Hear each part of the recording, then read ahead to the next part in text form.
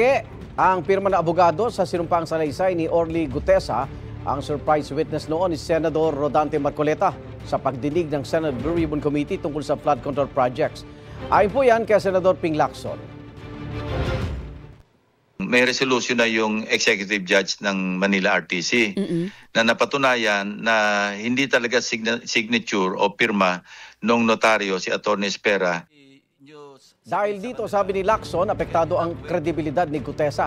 Gayunman, mananatili raw valid ang kanyang pahayag noon sa Senado dahil sumumpa siya sa harap ng Blue Ribbon Committee. Si Gutesa na nagpakilalang dating security consultant ni dating Congressman Saldico ang nagsabi nagde-deliver sila noon ng mga pera sa bahay ni Ko at ni later 1st District Representative Martin Romualdez. Plano ipatawag muli ni Lacson si Gutesa sa patuloy ng pagdinig ng Senate Blue Ribbon kapag muli siyang nahalal bilang chairman nito. Igan, mauna ka sa mga balita, mag-subscribe na sa GMA Integrated News sa YouTube para sa iba't ibang ulat sa ating bansa.